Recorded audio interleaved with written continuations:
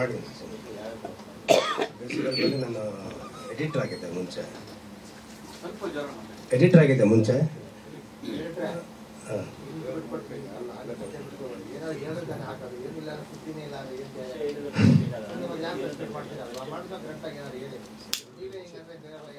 ಅಲ್ಲ ಓಕೆ ಅಲ್ಲ, ಗದೆ ಮೇಲೆ ಮತ್ತು ಊರಿನ ಸುತ್ತಮುತ್ತ ಊರಲ್ಲಿ ಏನು ನಡೆಯುತ್ತೆ, ಗದೆಗೆ ಏನು ಪ್ರಾಮುಖ್ಯತೆ ಇರುತ್ತೆ ಅದನ್ನು ಇಟ್ಕೊಂಡು ಸಿನಿಮಾ ಮಾಡಿದ್ವಿ. ರಾಮನ ಬಗ್ಗೆ ಮತ್ತು ಆಂಜನೇಯನ ಬಗ್ಗೆ. ಸರ್ ಹೊಸಪೇಟೆಯಲ್ಲಿ ಮಾಡಿದ್ದೀವಿ, ಬೆಂಗಳೂರು, ಚಿತ್ರದುರ್ಗ, ಸಿಂಧನೂರು, ಬೆಂಗಳೂರು ಸುತ್ತಮುತ್ತ ಮಾಡಿದ್ವಿ. ಹೌದು ಸರ್ ಈ ಟ್ರಾಕ್ಗೆ ಸುಮಾರು ಸಿನಿಮಾ ಮಾಡಿದ್ದೀನಿ.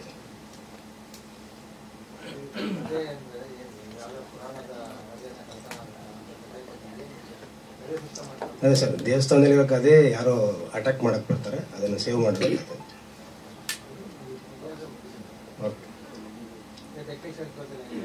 Sir, technician Karthik Venkatesh 3 song ಮಾಡಿದ್ದಾರೆ, ಪ್ರಸನ್ನ ಶೆಟ್ಟರ್ ರನ್ ಮಾಡಿದ್ದಾರೆ, ಜಾರ್ಜ್ ಥಾಮಸ್ ಅಂತ 1 ಸಾಂಗ್ ಅವ್ರು ಮಾಡಿದ್ದಾರೆ, ಮತ್ತು ಎಡಿಟರ್ ಪೂಜಾ ಸಿ ಅಂತ ಮಾಡಿದ್ದಾರೆ. ಕ್ಯಾಂಪ್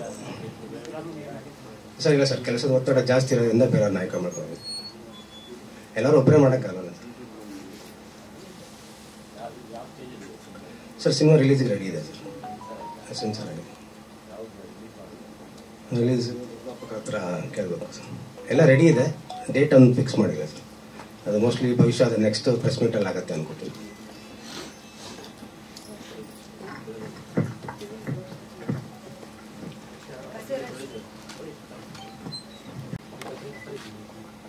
ನಮಸ್ಕಾರ ಸರ್.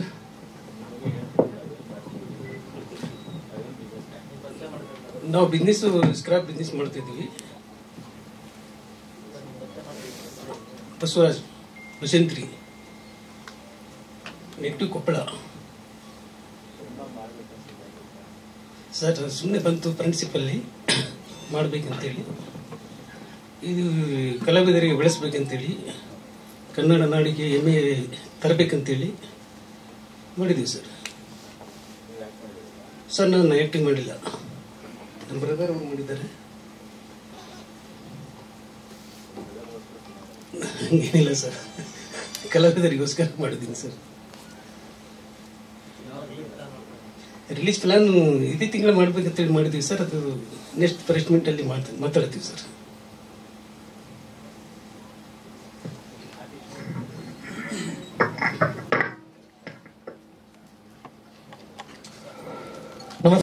ಪತ್ರಿಕಾ ಮಾಧ್ಯಮದ ಗೆಳೆಯರಿಗೆ ಮತ್ತು ವೇದಿಕೆ ಮೇಲೆ ಕೂತಿರುವಂತಹ ಹಿರಿಯರುಗಳನ್ನ ಆಹ್ವಾನ ಕೋರುತ್ತಾ, ಜೈ ಗದಕೇಸರಿ.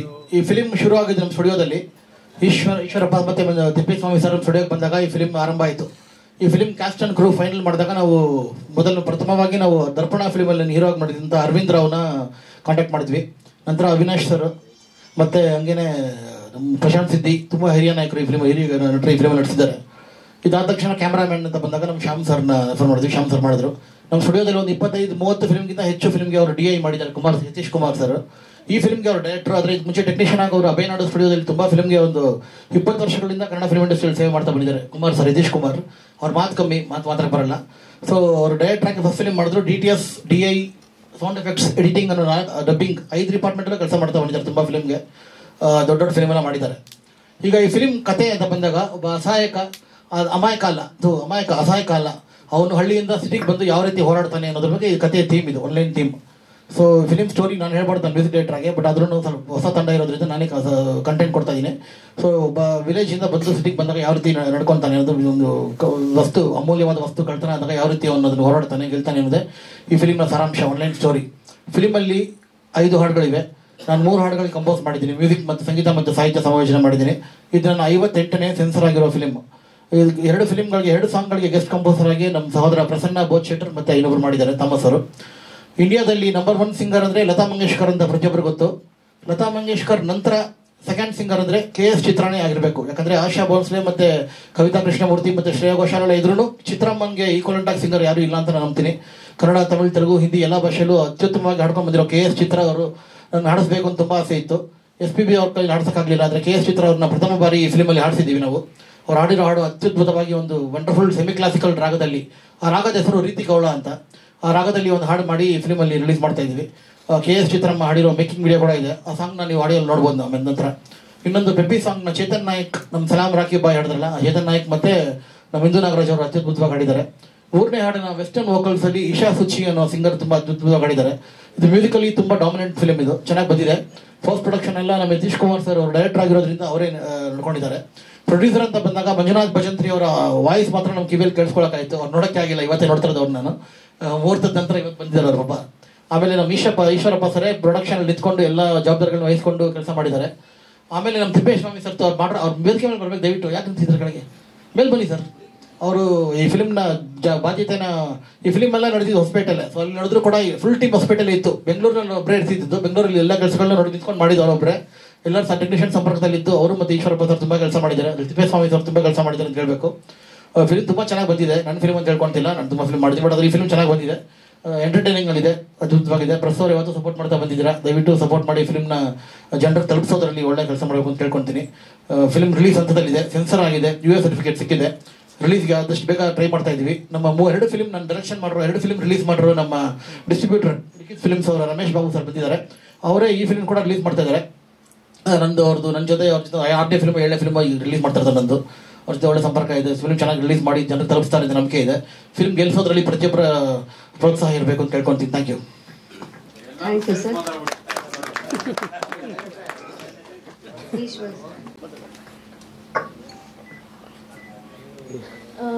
ನಮಸ್ತೆ, ನಾನು ಕೋಮಲ್ ದೇವ್ಕರ್. ನಾನು ಇದರಲ್ಲಿ ಸೆಕೆಂಡ್ ಹೀರೋಯಿನ್ ಅಂತ ಆಕ್ಟಿಂಗ್ ಮಾಡಿದ್ದೀನಿ. ಇನ್ನೊಬ್ರು ಫಸ್ಟ್ ಹೀರೋಯಿನ್ ಮತ್ತೆ ಒಂದು ಹೀರೋ ಅವ್ರು ಬಂದಿಲ್ಲ ಇಲ್ಲಿ. ಬಟ್ ಓವರ್ ಆಲ್ ಮೂವಿ ಬಗ್ಗೆ ಅಂದ್ರೆ ಓವರ್ ಆಲ್ ಎಲ್ಲ ತುಂಬಾ ಚೆನ್ನಾಗಿದೆ. ಪ್ಲಸ್ ಸಾಂಗ್ಸ್ ಅಂತೂ ತುಂಬಾ, ಇದು ಜೈಗದ ಕೇಸರಿ ಇದು ಒಂದು ಲೀಡ್ ಸಾಂಗ್. ಇದು ಬಿಟ್ಟು ಇನ್ನು ಬೇರೆ ಸಾಂಗ್ ತುಂಬಾ ಚೆನ್ನಾಗಿ ಕಂಪೋಸ್ ಆಗಿದೆ. ಸೊ ಇದು ಚಾನ್ಸ್ ಕೊಟ್ಟ ಪ್ರೊಡ್ಯೂಸರ್ಸ್ ಈಶ್ವರ್ ಸರ್ ಮತ್ತೆ ತಿಪ್ಪೇಸ್ವಾಮಿ ಸರ್ ಮತ್ತೆ ಡೈರೆಕ್ಟರ್ಗಳಿಗೂ ಎಲ್ಲ ತುಂಬಾ ಥ್ಯಾಂಕ್ ಯು. ಮತ್ತೆ ನಿಮ್ಮೆಲ್ಲರ ಸಪೋರ್ಟ್ ಬೇಕು. ಮುಂದೆ ಇನ್ನೂ ಆಡಿಯನ್ಸ್ ಅಲ್ಲಿ ಚೆನ್ನಾಗಿ ರೀಚ್ ಆಗ್ಬೇಕಂದ್ರೆ ನಿಮ್ಮೆಲ್ಲರ ಸಪೋರ್ಟ್ ಬೇಕು. So thank you.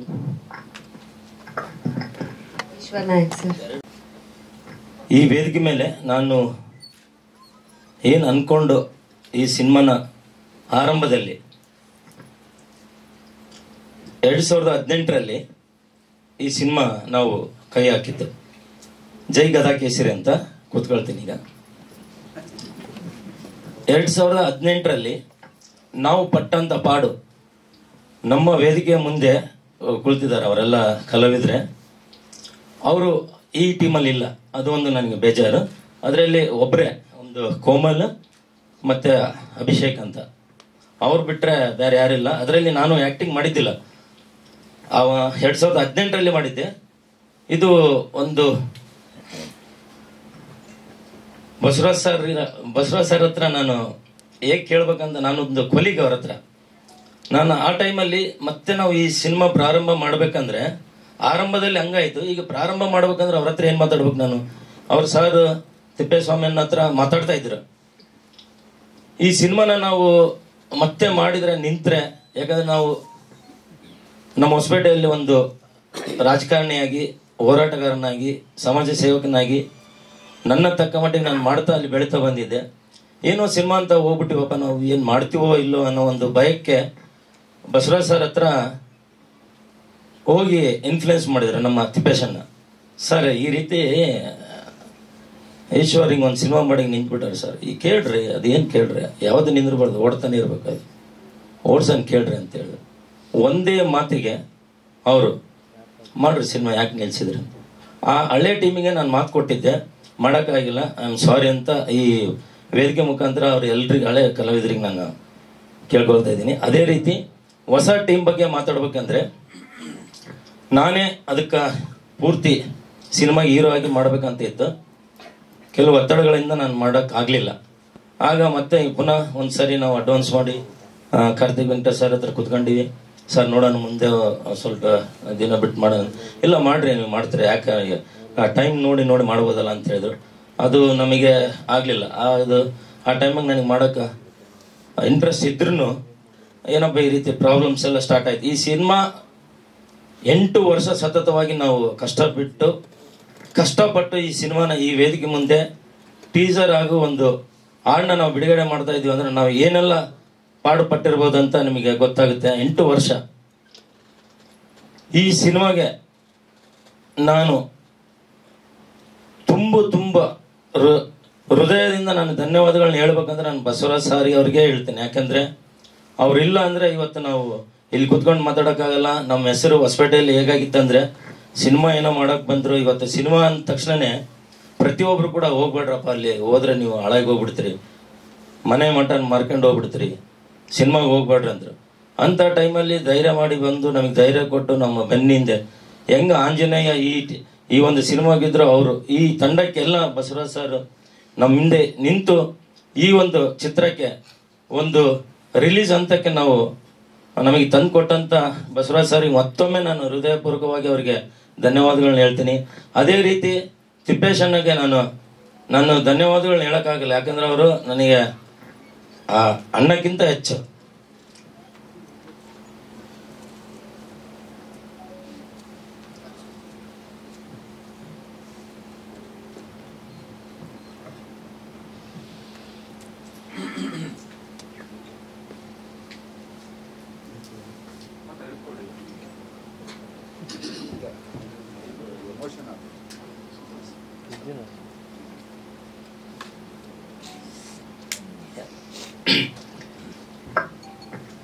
ಯಾಕಂದ್ರೆ ಅವರು ಪ್ರತಿಯೊಬ್ಬರ ಹತ್ರನೂ ನಿಷ್ಠುರವಾಗಿ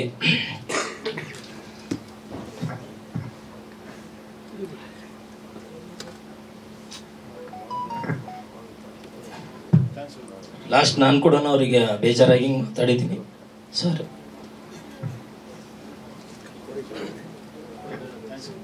ಥ್ಯಾಂಕ್ ಯು. ಸಿನಿಮಾ ಬಗ್ಗೆ ಹೇಳ್ಬೇಕಂದ್ರೆ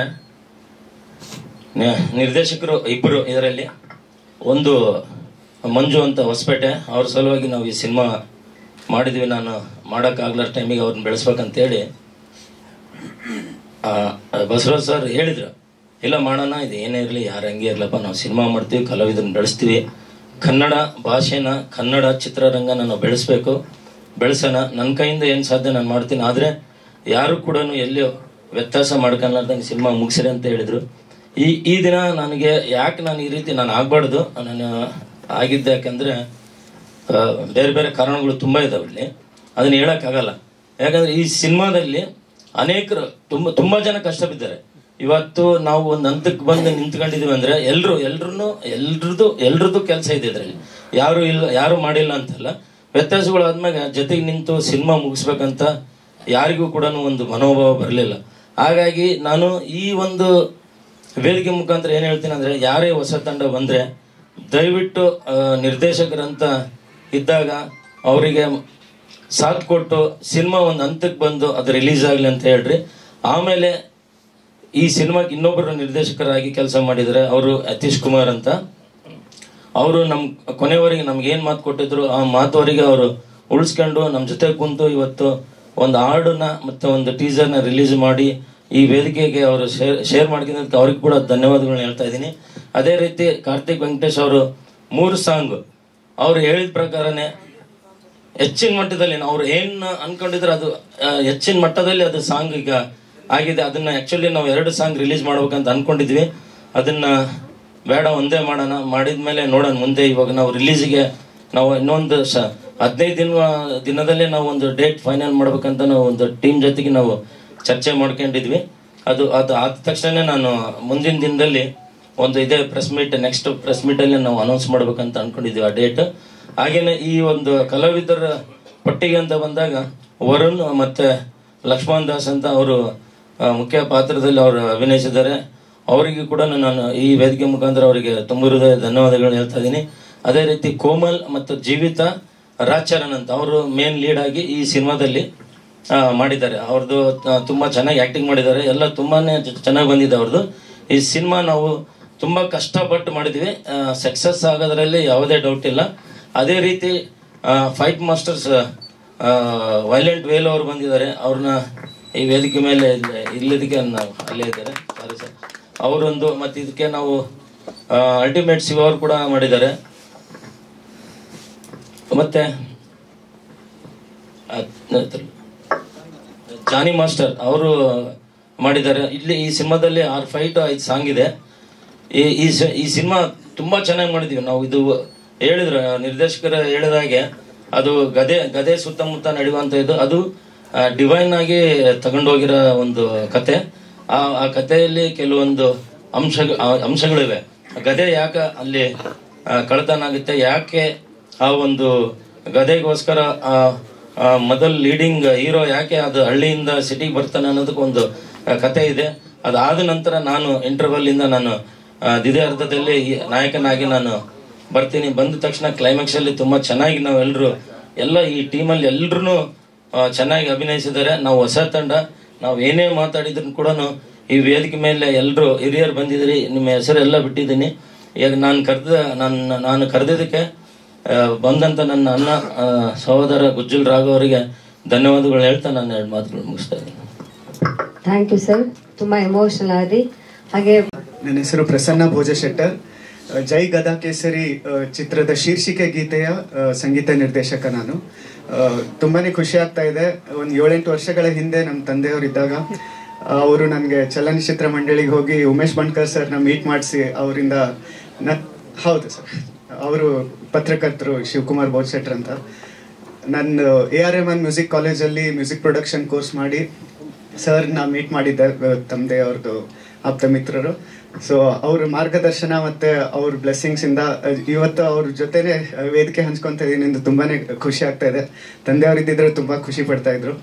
ಅದ್ರ ಜೊತೆಗೆ ಇದು ಈ ಚಿತ್ರಕ್ಕೆ ಕಾರ್ತಿಕ್ ವೆಂಕಟೇಶ್ ಅವರು ಅದ್ಭುತವಾಗಿ ಮ್ಯೂಸಿಕ್ ನೀಡಿದ್ದಾರೆ. ಅವರು ನೀಡಿರುವಂತ 3 ಸಾಂಗ್ ಅಲ್ಲಿ ನಾನು ಒಂದು ಸಾಂಗ್ ನ ಕೇಳಿದ್ದೀನಿ ಕೂಡ, ತುಂಬಾನೇ ಅದ್ಭುತವಾಗಿದೆ. ಚಿತ್ರ ಮೇಡಮ್ ಅವ್ರು ಹಾಡಿದ್ದು. ಅಂತ ಹಿರಿಯ ಸಂಗೀತ ನಿರ್ದೇಶಕರ ಜೊತೆಗೆ ನನಗೆ ಒಂದು ಅವಕಾಶ ಸಿಕ್ತು. ಈ ಅವಕಾಶ ಸಿಕ್ಕಿದ್ದು ಈ ಚಿತ್ರದ ನಾಯಕ ನಟ ರಾಜ್ ಚರಣ್ ಬ್ರಹ್ಮಾವರ್ ಅವರಿಂದ. ಈ ಆಡಿಯೋ ವಿಡಿಯೋದಲ್ಲಿ ನೋಡಿದ್ರಿ, ಅವರು ಥ್ರೇಟ್ ಹಲೋ ಶ್ರೀರಾಮನ್ ಥರನೇ ಕಂಡ್ರು. ಅವರು ಅದ್ಭುತವಾಗಿ ನಟನೆ ಮಾಡಿದ್ದಾರೆ, ಹಾಗೂ ನಾಟ್ಯ ಕೂಡ ಹಾಗೆ ಇದೆ. ಸಾಂಗಿಗೆ ತಕ್ಕಂಗೆ ಕೊರಿಯೋಗ್ರಫಿನೂ ಆಗಿದೆ, ಎಡಿಟಿಂಗ್ ಆಗಿದೆ, ತುಂಬಾ ಗ್ರ್ಯಾಂಡ್ ಆಗಿ ಲಾರ್ಜ್ ಸ್ಕೇಲ್ ಅಲ್ಲಿ ಚಿತ್ರೀಕರಣ ಆಗಿದೆ. ನಂಗೆ ತುಂಬಾನೇ ಖುಷಿ ಆಗ್ತು. ಯಾಕಂದ್ರೆ ಒಂದು ಸಾಂಗ್, ಅದು ಟೈಟಲ್ ಸಾಂಗ್ ಅಂದ್ರೆ ತುಂಬಾ ಜವಾಬ್ದಾರಿ ಇರುತ್ತೆ. ಸೊ ಅದನ್ನ ನಾನು ಅದ್ಭುತವಾಗಿ ನಿರ್ವಹಿಸಿದ್ದೇನೆ ಅಂತ ನಾನು ಬಯಸಿದ್ದೇನೆ. ಹಾಗೆ ಈ ಹಾಡಿಗೆ ಧ್ವನಿ ನೀಡಿದವರು ಸರಿಗಮಪ ಖ್ಯಾತಿಯ ಚಂದನ್ ಗುಪ್ತಾ ಅವರು. ಅವರಿಗೆ ಈ ಹಾಡನ್ನ ಬಿಹಾರಿಂದ ಕರೆಸಿ ಈ ಹಾಡನ್ನ ಅವ್ರ ಬಾಯಿಂದನೇ ಹಾಡಿಸ್ಬೇಕು ಅಂತ ಹೇಳಿ ಕನ್ನಡದಲ್ಲಿ ಟ್ರಾನ್ಸ್ಲೇಟ್ ಮಾಡಿ, ಅವ್ರಿಗೆ ಕನ್ನಡ ಬರಲ್ಲ, ಸೊ ಅವರು ಹಿಂದಿ ಸಿಂಗರು ಆದ್ರೂ ಕೂಡ ಕನ್ನಡವನ್ನು ಕಲಿಸಿ ತುಂಬಾ ಅದ್ಭುತವಾಗಿ ಮೂಡಿ ಬಂದಿದೆ. ತುಂಬಾ ಖುಷಿ ಆಯ್ತು. ಟ್ರೇಲರ್ ಕೂಡ ತುಂಬಾ ಪ್ರಾಮಿಸಿಂಗ್ ಆಗಿದೆ. ಚಿತ್ರಕ್ಕೆ ಒಳ್ಳೇದಾಗ್ಲಿ ಅಂತ ಕೇಳ್ಕೊಂತೀನಿ. ಹಾಗೆ ವೇದಿಕೆ ಮೇಲೆ ಇರುವ ಎಲ್ಲ ಗಣ್ಯರಿಗೂ ನಮಸ್ಕರಿಸುತ್ತಾ, ಬಂದಿರುವಂತಹ ಪತ್ರಿಕೋದ್ಯಮವರಿಗೆ ನಮಿಸುತ್ತಾ, ತಮ್ಮೆಲ್ಲರ ಆಶೀರ್ವಾದ ಇಡೀ ತಂಡಕ್ಕೆ ಇರಲಿ ಅಂತ ಕೇಳ್ಕೊಂತೀನಿ. ಧನ್ಯವಾದಗಳು. ಥ್ಯಾಂಕ್ ಯು ಪ್ರಸನ್ನ ಅವರೇ, ನಿಮಗೂ ಒಳ್ಳೇದಾಗ್ಲಿ. ನಮ್ಮೆಲ್ಲ ಮಾಧ್ಯಮದ ಮಿತ್ರರಿಗೂ ಹಾಗೂ ಚಿತ್ರತಂಡವ್ರಿಗೆ ನಮಸ್ಕಾರಗಳು. ಜೈ ಗದಾ ಕೇಸರಿ ಚೆನ್ನಾಗಿದೆ ಟೈಟ್ಲು. ಇತ್ತೀಚೆಗೆ ಹನುಮಾನ್ ಮೇಲೆ ಎಷ್ಟೆಷ್ಟು ಸಿನಿಮಾ ಮಾಡಿದ್ರು ಅಷ್ಟು ಹಿಟ್ಟಾಗಿದೆ. ಆಂಧ್ರದಲ್ಲಾಗ್ಬೋದು, ನಮ್ಮ ಕರ್ನಾಟಕದಲ್ಲಾಗ್ಬೋದು, ಎಲ್ಲ ಹನುಮಾನ್ ಮೇಲೇ ಮಾಡ್ತಾ ಇದ್ದಾರೆ. ಆಲ್ರೆಡಿ ಇನ್ನೂ ಒಂದು 10 ಸಿನಿಮಾ ಇದ್ದಾವೆ. ನಮ್ಮ ಮಗಂದು ಒಂದಿದೆ ಗದಾಧಾರಿ ಹನುಮಾನ್ ಅಂತ. ಹಾಗಾಗಿ ಹನುಮಾನ್ ಇಟ್ಕೊಂಡು ಸುಮಾರು ಲ್ಯಾಂಗ್ವೇಜ್ಗಳಲ್ಲಿ ಮಾಡ್ತಾ ಇದ್ದಾರೆ ಸರ್. ನಮ್ಮ ಕನ್ನಡ ಇಂಡಸ್ಟ್ರಿ ಅಂತೂ ಭಾರಿ ತಂಪಾಗಿದೆ. ಈಗ ಹಿಸ್ಟ್ರಿ ಕ್ರಿಯೇಟ್ ಆಗ್ತಾ ಇದೆ, ಇತಿಹಾಸ ಮರುಕಳಿಸ್ತಾ ಇದೆ. ಇವತ್ತಿನ ದಿನ ಇಂಟರ್ನ್ಯಾಷನಲಲ್ಲಿ ನಮ್ಮದು ಪ್ಯಾನ್ ಇಂಡಿಯಾ ಲೆವೆಲಲ್ಲಿ ಎಲ್ಲೋ ಮಟ್ಟಕ್ಕೆ ಕೊಂಡೊಯ್ತಾ ಇದೆ. ನಮ್ಮ ಕನ್ನಡ ಡೈರೆಕ್ಟರ್ಗಳಾಗ್ಬೋದು, ಕನ್ನಡದ ನಿರ್ಮಾಪಕರಿಗಾಗ್ಬೋದು. ನಮಗೆ ಇಂಡಸ್ಟ್ರಿ ಬಗ್ಗೆ ಇವತ್ತಿನ ದಿನ ಹ್ಯಾಪಿ ಆಗಿದ್ವಿ, ಫುಲ್ ಖುಷಿಯಾಗಿದ್ವಿ. ಯಾವತ್ತೂ ಇರಲಿಲ್ಲ ಇಷ್ಟು ವರ್ಷದಲ್ಲಿ ಇಷ್ಟು ಅಮೌಂಟ್ ಗಳಿಸಿರೋದಾಗಲಿ ಈ ಥರ ಆಗಿದೆ ಸರ್. ನಮ್ಗೆ ಸಂತೋಷವಾಗಿದೆ. ಇಂಥದ್ರಲ್ಲಿ ಗದಾ ಕೇಸರಿ ಚೆನ್ನಾಗಿ ಆಗಲಿ. ಹೀರೋ ಅಂತೂ ಹೊಸಬ್ರಂತ ಅನಿಸಲ್ಲ, ಚೆನ್ನಾಗಿ ಮಾಡಿದ್ದಾರೆ. ಇರೋದು ನೋಡಿದ್ವಲ್ಲ, ಸ್ವಲ್ಪ ಮಾತ್ರ ನೋಡಿದ್ವಿ, ಚೆನ್ನಾಗಿ ಮಾಡಿದ್ದಾರೆ. ಅವರು ಚಿತ್ರತಂಡ ಎಲ್ಲರಿಗೂ, ನಿರ್ಮಾಪಕರಾಗ್ಬೋದು, ಅವರು ನಾಯಕ ನಟರಾಗ್ಬೋದು, ಎಲ್ಲರಿಗೂ ಒಳ್ಳೇದಾಗಲಿ, ಒಳ್ಳೆ ಹಣ ಗಳಿಸಲಿ, ಹೆಸರು ಗಳಿಸಲಿ ಅಂತೇಳಿ ಈ ಮೂಲಕ ನಾವು ಕೇಳ್ಕೊಳ್ತಾ ಇದ್ವಿ. ನಮಸ್ಕಾರ ಸರ್. ನಮಸ್ಕಾರ. Thank you sir. ಎಲ್ಲರಿಗೂ ನಮಸ್ಕಾರ. ವೇದಿಕೆ ಮೇಲಿರುವ ಎಲ್ಲ ಗಣ್ಯರ ಮಾಧ್ಯಮದ ಮಿತ್ರರು, 2018ರಲ್ಲಿ ಸಿನಿಮಾ ಪ್ರಾರಂಭ ಮಾಡಿ 2025 ಬಂದವರು. ಆದರೆ ಒಂದು ಸಿನಿಮಾ ಮಾಡೋದಕ್ಕೆ 7 ವರ್ಷ ತಗೊಂಡಿದ್ದಾರೆ ಅಂದರೆ ನನಗೆಲ್ಲ ಒಂದು ಕಡೆ ಯಾಕೆ ಹಿಂಗಾಯಿತು, ಯಾರಿಂದ ಆಯಿತು, ಇಲ್ಲ ಹಣಕಾಸಿನ ಮುಗ್ಗಟ್ಟ ಅಥವಾ ಮಗದ ಗೊತ್ತಾಗ್ತಾ ಇಲ್ಲ. ಯಾಕೆಂದರೆ ಒಂದು ಚಿತ್ರ ಮಾಡಬೇಕು ಅಂದಾಗ ಅದಕ್ಕೆ ಆದಂಥ ಎಲ್ಲ ಇದನ್ನು ಮಾಡ್ಕೊಂಡು ಮಾಡಬೇಕು. ಅದಕ್ಕೆ ನಾನು ಅಂದ್ಕೊಳ್ತೀನಿ ಅನುಭವ ಸ್ವಲ್ಪ ಪಡ್ಕೋಬೇಕು ಅಂತ ಹೇಳ್ಬಿಟ್ಟು ನಾನು ಈಗಿನ ಹೊಸ ಪೀಳಿಗೆ ಏನಿದೆಯೋ ಅವರಲ್ಲಿ ನಾನು ಮನವಿ ಮಾಡ್ತೀನಿ. ಬಣಕಾರವ್ರು ನಾನು ಕರೆದ್ರು ಈ ಒಂದು ಕಾರ್ಯಕ್ರಮಕ್ಕೆ ಬರಬೇಕು ಅಂತ. ತಿಪ್ಪೇಸ್ವಾಮಿ ಅಂತ ಹೆಸರು ಹೇಳಿದ್ರು, ಹೊಸಪೇಟೆಯವರು ಅಂತ ಹೇಳಿದ್ರು. ಎಲ್ಲೋ ಒಂದು ಕಡೆ ನನಗೆ ಹೊಸಪೇಟೆ ಅಂದ ತಕ್ಷಣ ನನಗೆಲ್ಲೋ ಒಂದು ಕಡೆ ವಿನಾಭಾವ ಸಂಬಂಧ. ಯಾಕೆಂತ ಹೇಳಿದ್ರೆ ನಾನು ಸುಮಾರು 1 ತಿಂಗಳು ಹೊಸಪೇಟೆಯಲ್ಲಿದ್ದು ಬೆಳ್ಳಿಕಾರರ ಚಿತ್ರ ನಿರ್ಮಾಣ ಮಾಡಿದ್ದು. ಹಾಗಾಗಿ ಅವ್ರ ಮೇಲೆ ಭಾಳಷ್ಟು ಪ್ರೀತಿ ಬಂದು ಗುಜ್ಜಾರ್ ಅವರು ಇಲ್ಲೇ ಇದ್ದಾರೆ. ಹಾಗಾಗಿ ಇವತ್ತು ಈ ಒಂದು ಕಾರ್ಯಕ್ರಮಕ್ಕೆ ಬಂದೆ. ಮಾತನಾಡುವಾಗ ಭಾವುಕರಾದರು ಅನ್ನೋದಕ್ಕೆ ಕಾರಣ ಬಹುಶಃ ಎಲ್ಲೋ ಒಂದು ಕಡೆ ಎಡವಿದ್ದೀನಿ, ಅದಾದಮೇಲೆ ಸರಿಪಡಿಸ್ಕೊಂಡಿದ್ದೀನಿ ಅನ್ನೋ ಒಂದು ಇದು ಪಶ್ಚಾತ್ತಾಪ ಬಂದಾಗ ಅವರಿಗೆ ಎಮೋಷನ್ ಆದರು. ಯಾಕಂತ ಹೇಳಿದ್ರೆ ಯಾರೋ ಒಬ್ಬರು ಇಂಡಸ್ಟ್ರಿನಲ್ಲಿ ಕೈ ಹಿಡಿಯೋಕೆ ಒಬ್ಬರು ಬರ್ತಾರೆ. ಬಸವರಾಜ್ ಅವರು ಅದರ ಮುಂದೆ ನಿಂತ್ಕೊಂಡು ಅವರಿಗೆ ಸಹಕಾರ ಕೊಟ್ಟಿದ್ದಾರೆ. ಆ ಒಂದು ಇದರಿಂದ ಅವರು ಭಾವುಕರಾದರು. ಏನೇ ಆಗಲಿ ಕಷ್ಟಪಟ್ಟಿದ್ದಾರೆ, ಸಿನಿಮಾ ಮಾಡಿದ್ದಾರೆ. ಅದು ನನಗೆ ವಿಶೇಷವಾಗಿ ಖುಷಿಯಾಗಿದ್ದು, ಇಬ್ಬರು ನಿರ್ದೇಶಕರು. ಹಿಂದೆ ದೊರೆ ಭಗವಾನ್ ಅಂತ ಜೋಡಿ ಇತ್ತು. ಇವತ್ತು ನೀವೊಂದು ಜೋಡಿ ಆ ಚಿತ್ರ ಮಾಡಿದ್ದೀರ, ಇಬ್ಬರು ನಿರ್ದೇಶಕರು ಮಾಡಿದ್ದೀರ. ಆ ದಿನ ಮರುಕಳಿಸ್ಲಿ ಅಂತ ಹೇಳ್ಬಿಟ್ಟು ನಾನು ಆಸೆ ಪಡ್ತೀನಿ. ಯಾಕೆ ಅಂತ ಹೇಳಿದ್ರೆ ದೊರೆ ಭಗವಾನ್ ಅಂದರೆ ಒಂದು ಇತಿಹಾಸ. ಯಾಕೆಂದರೆ ಅವ್ರು ಕೊಟ್ಟಂಥ ಚಿತ್ರಗಳು, ಅವರು ಮಾಡಿದಂಥ ಚಿತ್ರಗಳು, ಅವರು ಇವತ್ತು ಕೂಡ ಭಗವಾನು ದೊರೆಯವರಿಗೆ ನಮ್ಮ ಕಣ್ಮುಂದೆ ಇಲ್ಲದೆ ಹೋದರೂ ಕೂಡ ಅವರು ಚಿತ್ರಗಳು ಜೀವಂತವಾಗಿದ್ದಾರೆ. ಹಾಗಾಗಿ ಈ ಚಿತ್ರ ಆ ಸಾಲಿಗೆ ಸೇರಲಿ. ಆ ಟೈಟ್ಲ್ ಕೂಡ ತುಂಬ ಚೆನ್ನಾಗಿದೆ, ಜೈ ಗದಾಕೇಸರಿ. ನಮ್ಮ ಹಿಂದೂ ಸಂಸ್ಕೃತಿಯನ್ನು ಎತ್ತಿ ಹಿಡಿಯುವಂಥ ಒಂದು ಟೈಟ್ಲನ್ನು ಮಾಡಿದ್ದೀರ. ಹಾಗಾಗಿ ಈ ಎಲ್ಲ ತಂಡಕ್ಕೆ ವಿಶೇಷವಾಗಿ ನೀವು ಇಷ್ಟು ಕಷ್ಟಪಟ್ಟಿದ್ದೀರಾ, 7 ವರ್ಷ ಕಷ್ಟಪಟ್ಟಿದ್ದೀರಾ. ಅವ್ರ ಹೆಸರೇನು? ಈಶ್ವರ್. 7 ವರ್ಷ ಕಷ್ಟಪಟ್ಟಿದ್ದೀರಾ. ಇದಕ್ಕೆ ಬಿಡುಗಡೆಗೆ ಒಂದು 3 ತಿಂಗಳು ಕಷ್ಟಪಟ್ಟಿದ್ದೀರಾ. ಏನು ಹೇಳಿ, ಬಿಡುಗಡೆ ಮಾಡೋದಕ್ಕೆ ಒಂದು 3 ತಿಂಗಳು ಪ್ರಮೋಷನ್ ಮಾಡಿ, ಯಾರನ್ನು ಕರಿಬೇಕು, ಏನು ಮಾಡಬೇಕು ಎಲ್ಲ ಮಾಡಿ. ಯಾಕೆಂತ ಹೇಳಿದ್ರೆ ಅದೇ ಬಹಳ ಮುಖ್ಯ. ನಿಮ್ಮ ಜೊತೆ ಇವರಿದ್ದಾರೆ, ನಮ್ಮ ರಮೇಶ್ ಅವರಿದ್ದಾರೆ. ಯಾಕೆಂತ ಹೇಳಿದ್ರೆ ಅವರು ಅನೇಕ ಚಿತ್ರಗಳನ್ನು, ಇಂಥ ಚಿತ್ರಗಳಿಗೆ ಸಹಕಾರಿಯಾಗಿ ನಿಲ್ಲುವಂಥವ್ರು. ಹಾಗಾಗಿ ಅವರ ಒಂದು ಮಾರ್ಗದರ್ಶನವನ್ನು ತಗೊಂಡು ಸಂಪೂರ್ಣವಾಗಿ ಈ ಒಂದು ಚಿತ್ರ ಬಿಡುಗಡೆಗೆ ನೀವು ಒಳ್ಳೆ ಪ್ರಯತ್ನ ಮಾಡಿ. ಯಾಕೆಂತ ಹೇಳಿದ್ರೆ 7 ವರ್ಷ ಪಿಕ್ಚರ್ ಮಾಡಿರ್ಬೋದು, ದೊಡ್ಡ ವಿಷಯ ಅಲ್ಲ, ದೊಡ್ಡ ವಿಷಯನೇ ಅದು.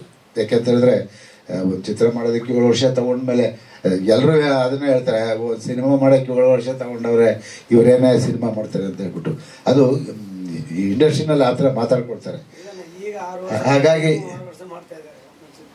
6 ವರ್ಷ ಯಾವ್ದ್ರಿ ಪ್ಯಾನ್ ಇಂಡಿಯಾನ ಮತ್ತೊಂದ ಮಾಡ್ತಾರೆ. ನೀವು ಸುಮ್ಮನೆ ಕೂತ್ಕೊಂಡು 6 ವರ್ಷ ಪಿಕ್ಚರ್ ಮಾಡೋಕೆ ಯಾಕೆ ಬರ್ಬೇಕು ಇಂಡಸ್ಟ್ರಿಗೆ? ಅಲ್ಲ, 6 ವರ್ಷ ಒಂದು ಪಿಕ್ಚರ್ ಮಾಡೋಕ್ಕೆ ಇಂಡಸ್ಟ್ರಿಗೆ ಯಾಕೆ ಬರಬೇಕು? ನೀವು ಅದನ್ನೇ ಹೇಳ್ತೀರಾ. ಎಲ್ಲನೂ ಅದನ್ನೇ 6 ವರ್ಷ ಬರೋದು ಪಿಕ್ಚರ್ ಮಾಡ್ತಾರೆ. ಹಾಗಾಗಿ ಹಾಗಾಗಿ ಪ್ಯಾನ್ ಇಂಡಿಯಾ ಅದು 4-5 ಪಿಕ್ಚರ್ ಇದಾವೆ. ಪ್ಯಾನ್ ಇಂಡಿಯಾದಿಂದ ಇಂಡಸ್ಟ್ರಿ ಅಲ್ಲ ಬಿಡಿ.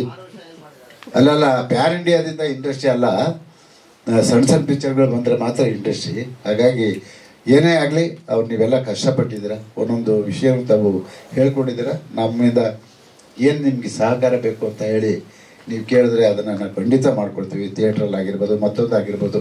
ಬಿಡುಗಡೆ ಸಮಯದಲ್ಲಿ ನಿಮ್ಗೆ ಏನಾದರೂ ತೊಂದರೆ ಆದರೆ ಬಂದು ಚಲನಚಿತ್ರ ವಾಣಿಜ್ಯ ಮಂಡಳಿ ಅಧ್ಯಕ್ಷ ಇದ್ದಾರೆ, ನಿರ್ಮಾಪಕ ಸಂಘದಲ್ಲಿ ಉಮೇಶ್ ಬಣಕಾರ್ ಅವರಿದ್ದಾರೆ, ನಾವಿದ್ದೀವಿ. ಎಲ್ಲದಕ್ಕಿಂತ ಹೆಚ್ಚು ರಮೇಶ್ಗೆಲ್ಲ ಗೊತ್ತಿರುತ್ತೆ. ಅವರದ ಆ ಪ್ರಯತ್ನ ಮಾಡ್ತಾರೆ. ಒಟ್ಟಾರೆ ಈ ಚಿತ್ರತಂಡಕ್ಕೆ ಶುಭವನ್ನು ಹಾರೈಸ್ತೀನಿ. ನಮಸ್ಕಾರ. Thank you sir. ಬಹಳ ವಿಷಯಗಳ ಬಗ್ಗೆ ಮಾಹಿತಿಯನ್ನು ಕೊಟ್ರಿ. ಉಮೇಶ್ ಬಣಕಾರ್ ಸರ್. ಅಲ್ಲ, ಮಾಧ್ಯಮ ಮಿತ್ರರಿಗೆ ನಮಸ್ಕರಿಸ್ತಾ ಇಡೀ ಚಿತ್ರತಂಡಕ್ಕೆ ಶುಭ ಕೋರಿ, ಮನೆಗೆ ದೊಡ್ಡ ಮಗ ಹುಟ್ಟಬಾರ್ದಂತೆ, ಭಾಷಣದಲ್ಲಿ ಕೊನೆಗೆ ಮೈಕ್ ಇಸ್ಕೋಬಾರ್ದಂತೆ. ಯಾಕೆ ಅಂದರೆ ಹಾಲಿ ಮಾಜಿಗಳು ಅಂದರೆ ಸಾರಾ ಗೋವಿಂದಣ್ಣವರು ಮತ್ತು ನಮ್ಮ ನರಸಿಂಹಣ್ಣ ಅವರು ಎಲ್ಲ ವಿಚಾರಗಳು ಮಾತಾಡ್ಬಿಟ್ರು. ಇನ್ನು ಮಾತಾಡೋದು ನಾವು ಮಾತಾಡೋ ಅಂಥದ್ದು ಏನು ಹುಡ್ಕೊಂಡಿಲ್ಲ. ಅವ್ರು ಬಿಟ್ಟದನ್ನು ಹೇಳ್ಬೇಕಾ? ಇಲ್ಲ, ಎಲ್ಲ ಹೇಳ್ಬಿಟ್ರು ಅವರು. ಏನಪ್ಪ ಅಂದರೆ ಇವತ್ತೇನಾದರೂ ಇವ್ರುಗಳೆಲ್ಲ ಎಲ್ಲಿದ್ದಾರೆ ಹೇಳ್ಬಿಟ್ರು. ಅಣ್ಣ ಹೇಳಿದ್ರು, ಗೋವಿಂದಣ್ಣ ತಿಪ್ಪೇಸ್ವಾಮಿಯವರು ಆಫೀಸಿಗೆ ಬಂದರೆ ಇವರಿಬ್ಬರನ್ನೂ ಕನ್ಫರ್ಮ್ ಮಾಡೋ ತನಕನೂ ಎದ್ದು ಆಚೆಗೆ ಹೋಗಿಲ್ಲ ಪುಣ್ಯಾತ್ಮ. ಅಲ್ಲಿ ಯಾರ್ಯಾರೋ ಬಂದವ್ರು ಮಾತಾಡ್ತೇನೆ ಹುಡುಗರು, ನಾನು ಹೇಳ್ತೀನಿ ಇಲ್ಲ ಸರ್ ನನ್ನ ಮುಂದೆ ಒಂದ್ಸರಿ ಫೋನ್ ಮಾಡಿಬಿಡ್ರಿ ಸರ್ ಅಲ್ಲಿ. ಅಲ್ಲ ನಿಮ್ಮ ಮುಂದೆ ಮಾಡ್ತೀನಿ, ಅಲ್ಲಪ್ಪ ನೀವು ಹೋದ್ಮೇಲೆ ನಾನು ಮಾಡೋದಿಲ್ಲ ಅಂದ್ರೆ ಇಲ್ಲ ನೀವು ಮಾಡಿಬಿಡ್ರಿ ಸರ್ ಅಲ್ಲ. ಅದಕ್ಕೇನೆ ಅಂದರೆ ಅದ ಹೇಳಿದ್ರಲ್ಲ ತಿಪ್ಪೇಸ್ವಾಮಿ 25 ವರ್ಷದ ಹಿಂದಿನ ಅವ್ರ ನಂಬರ್ ಇನ್ನು ಇಟ್ಕೊಂಡವ್ರು ಅವರು ಯಾರು ತಿಪ್ಪೇಸ್ವಾಮಿಯವರು. ಅಂದರೆ ಅದೇ ಅದು ಇರೋದು ಒಂದೇ ನಂಬರು. ನನಗೆ ಇವತ್ತಿನ ಕೇಂದ್ರ ಬಿಂದು ಸಾಂಗ್ ನೋಡಿದೆ, ತುಂಬ ಚೆನ್ನಾಗಿ ಮಾಡಿದ್ದಾರೆ. ಅವ್ರ ತಂದೆ ಪತ್ರಕರ್ತರು, ನನ್ನ ಒಳ್ಳೆ ಸ್ನೇಹಿತರು. ಈಗ 10 ವರ್ಷ ಆಯ್ತಾ? 8-10 ವರ್ಷ ಆಯಿತು. ಅವಾಗ ಇಷ್ಟು ಉದ್ದ ಇದು ಏನೂ ಇರಲಿಲ್ಲ, ಭಾಳ ಸಣ್ಣ ಒಂಥರ ಇದ್ದೆ. ಇವ್ರ ತಂದೆ ಜೊತೆನಲ್ಲೇ ಬಂದಿದ್ದರು. ಈಗ ಅಲ್ಲ ಅದೇ ಅವರು ಬಂದ ಪಾಪ ಭಾಳ ಅಂದರೆ ಅವನ ಮಗನ್ನ ಮ್ಯೂಸಿಕ್ ಡೈರೆಕ್ಟರ್ ಮಾಡಬೇಕು ಅಂಥೇಳಿ ಭಾಳ ಆಸೆ ಇಟ್ಕೊಂಡಿದ್ದು. ಪತ್ರಕರ್ತರು ಕೂಡ ಅವರು ಭಾಳ ಒಳ್ಳೆ ಪತ್ರಕರ್ತರು. ಸರಿ ಬಂದು ಒಂದು 5-6 ಸರಿ ಬಂದು ಇದು ಏನಾದರೂ ಒಂದು ಸ್ವಲ್ಪ ಇದು ಮಾಡಿಸ್ರಿ ಅಂತ ಹೇಳಿ ಮಾಡಿದ್ರು. ನನಗೆ ಖುಷಿಯಾಗಿ ನನಗೆ ಇಲ್ಲಿ ಬಂದು ನೀನು ಹೇಳಿದ್ಮೇಲೆ ಗೊತ್ತಾಗಿದ್ದು, ಅಲ್ಲಿವರೆಗೂ ನನಗೆ ಗೊತ್ತಾಗಿರಲಿಲ್ಲ. ಎನಿವೆ ಭಾಳ ಚೆನ್ನಾಗಿ ಮಾಡಿದ್ದೀರಿ. ಆಮೇಲೆ ಕಷ್ಟಪಟ್ಟು ಇಷ್ಟಪಟ್ಟು ಏನೋ ಮಾಡಿ ಒಟ್ಟಲ್ಲಿ 7 ವರ್ಷ ಆದಮೇಲೆ ಸಿನಿಮಾನ ರೆಡಿ ಮಾಡಿದ್ದೀರಿ. ಆಮೇಲೆ ಬಸಣ್ಣ ಬೆನ್ನೆಲುಬಾಗಿದ್ದರು ಅಂತಲೂ ಕೂಡ ಹೇಳಿದ್ರೆ, ಬಸಣ್ಣ ಅವರು ಭಾಳಷ್ಟು ಜನಕ್ಕೆ ಅಲ್ಲೇ ಹೊಸಪೇಟೆಯಲ್ಲಿ ಬೆನ್ನೆಲುಬಾಗಿದ್ದಾರೆ ಅಂತ ನಾನು ಕೇಳ್ಪಟ್ಟಿದ್ದೀನಿ. ಎಲ್ಲದಕ್ಕಿಂತ ಮುಖ್ಯವಾಗಿ ಅಣ್ಣವ್ರು ಹೇಳೋದಂಗೆ ಲಿಖಿತ್ ಫಿಲ್ಮ್ಸು ನಮ್ಮ ರಮೇಶ್ ಬಾಬು ಅವರು ಥ್ರೂ ಬರ್ತಾ ಇದ್ದೀರಿ. ದಯಮಾಡಿ ಆ ಥರ ಬಿಡಬೇಡಿ, ಯಾಕಂದರೆ ಎಲ್ಲ ಸಿನಿಮಾಗಳು ಚೆನ್ನಾಗಿ ಹೋಗ್ತಾ ಇದ್ದಾವೆ. ಹೋಗೋಂಥ ಸಿನಿಮಾಗಳನ್ನ ತೆಗೆದು ಮಾಡೋಕ್ಕಾಗಲ್ಲ, ಅಂದರೆ ರಿಲೀಸ್ ಮಾಡೋಕ್ಕಾಗಲ್ಲ. ನಿಮ್ಮದೊಂದು ಸಾಂಗ್ ಇದೆಲ್ಲ ತುಂಬ ಚೆನ್ನಾಗಿ ಬಂದಿದೆ. ನಾನು ಅದು ಮ್ಯೂಸಿಕ್ಕು ಚೆನ್ನಾಗಿ ಮಾಡಿದ್ದಾರೆ. ಆಮೇಲೆ ಪರ್ಫಾರ್ಮ್ ಮಾಡೋದು ಕಲಾವಿದರು ಕೂಡ ತುಂಬ ಚೆನ್ನಾಗಿ ವರ್ಕ್ ಮಾಡಿದ್ದಾರೆ. ಆಲ್ ದಿ ಬೆಸ್ಟ್, ಎಲ್ರಿಗೂ ಒಳ್ಳೆಯದಾಗಲಿ. Thank you sir. MR Ramesh Babu sir ಮಾತಾಡಿ. ಸ್ನೇಹಿತರೆ, ಮಾಧ್ಯಮ ಮಿತ್ರರೇ, ಗದಾಕೇಸರಿ ಹಿಂದೆ ಗಜಾಕೇಸರಿ ಅಂತ ಬಂದಿದ್ದು, ಅದು SRದು ಸೂಪರ್ ಡೂಪರ್ ಸಿನಿಮಾ. ಇದು ಜೈ ಗದಾಕೇಸರಿ ಗದೆ ಬಗ್ಗೆ ಮಾಡಿದಂಥ ಎಲ್ಲ ನಮ್ಮ ಚಿತ್ರತಂಡ ಎಲ್ಲ ಹೇಳ್ಕೊಳ್ತು. ಸಿನಿಮಾ ಯಶಸ್ವಿ ಆಗಲಿ. ಆದರೆ ಈಗ ಇಂಥ ಹೊಸಬರಿಗೆ ನಮ್ಮ ಗೋವಿಂದಣ್ಣ ಅಧ್ಯಕ್ಷರಾದಾಗ ಒಂದು ಟೀಮ್ ಕಟ್ಟಿದ್ರು. ಈ ನಮ್ಮಲ್ಲಿ ಮೆಂಬರ್ಶಿಪ್ ಕಮಿಟಿ ಅಂತ ಒಂದಿದೆ, ಅಲ್ಲಿ OIDM. ಆಗ ಎಲ್ಲ ನಿರ್ಮಾಪಕರು ಕರೆಸ್ರಿ, ಹೊಸ ನಿರ್ಮಾಪಕರಿಗೆ ಅನುಭವಗಳಿರಲ್ಲ, ಅವ್ರಿಗೆ ಸ್ವಲ್ಪ ವಿಷಯ ಗೊತ್ತಾಗಲಿ, ತಿಳಿ ಹೇಳ್ರಿ, ಏನು ಯಾವ ಥರ ಸಿನಿಮಾಗಳು ಮಾಡಬೇಕು. ಈಗ ಎಲ್ಲ ಕೆಲವರೆಲ್ಲ ಆಸೆ ಆಮಿಷ ಹೊಡ್ಬಿಟ್ಟು ಏನಾರು ಮಾಡಿಸ್ಬಿಡ್ತಾರೆ. ಫಸ್ಟ್ 50 ಅಂತಂತಾರೆ, ಆಮೇಲೆ ಕೋಟಿ ಮಾಡ್ತಾರೆ, 2 ಕೋಟಿ 3 ಕೋಟಿ ಮಾಡ್ತಾರೆ. ಇಂಥವ್ರಿಗೆಲ್ಲ ಪಾಪ ತೊಂದರೆಗಳಾಗ್ತವೆ. ಅದಕ್ಕೆ ಅವ್ರನ್ನ ನಿರ್ಮಾಪಕರನ್ನ ಫಸ್ಟ್ ಕರೆಸ್ಬಿಟ್ಟು ಒಂದು ಅವ್ರಿಗೆ ತಿಳಿ ಹೇಳ್ರಿ. ಸುಮ್ಮನೆ TV ಏಡ್ಸ್ ಹೋಗಲ್ಲ, ಡಬ್ಬಿಂಗ್ ಏಡ್ಸ್ ಹೋಗಲ್ಲ, ಎಲ್ಲ ಹೋಗುತ್ತಂತ ಪಾಪ ಸಿನಿಮಾಗಳು ಮಾಡಿಸ್ಬಿಡ್ತಾರೆ. ಆದರೂ ಕೆಲವು ಸಿನಿಮಾ ಇದೆ, ಸಿನಿಮಾ ಚೆನ್ನಾಗಿ ಹೋಗಲ್ಲ ಅಂತಲ್ಲ, ಸಿನಿಮಾ ಹೋಗ್ತದೆ. ಒಳ್ಳೆ ಕಥೆಗಾರನ ಕಟ್ಸು, ಒಳ್ಳೆ ಕಥೆಗಾರನ, ಒಳ್ಳೆ ಡೈರೆಕ್ಟರ್ನ, ಒಳ್ಳೆ ಕಲಾವಿದರನ್ನ ಹಾಕೊಂಡು ಸಿನಿಮಾ ಮಾಡಿ ಅಂತ ತಿಳಿ ಹೇಳಿ ಅಂತ ಅಣ್ಣನೇ ಬರ್ತಾ ಇದ್ರು. ಆ ಮೀಟಿಂಗಿಗೆ ಬಂದು ಪಾಪ ಅವರು ನಿರ್ಮಾಪಕರಿಗೆ ಸಲಹೆಯನ್ನು ಕೊಡ್ತಾ ಇದ್ರು. ಆದ್ರೂ ತೊಂದರೆ ಇದೆ. ಸಿನಿಮಾ ಮಾಡಬಾರ್ದು ಅಂತಲ್ಲ, ಸಿನಿಮಾ ಮಾಡಿ ಒಳ್ಳೆ ಕಥೆಗಾರನ ಇಟ್ಕೊಂಡು ಒಳ್ಳೆ ವ್ಯವಸ್ಥಿತವಾಗಿ ಸಿನಿಮಾಗಳು ಮಾಡಿ ಅಂತಂದು ಅಣ್ಣ ಬುದ್ಧಿ ಹೇಳಿದರು.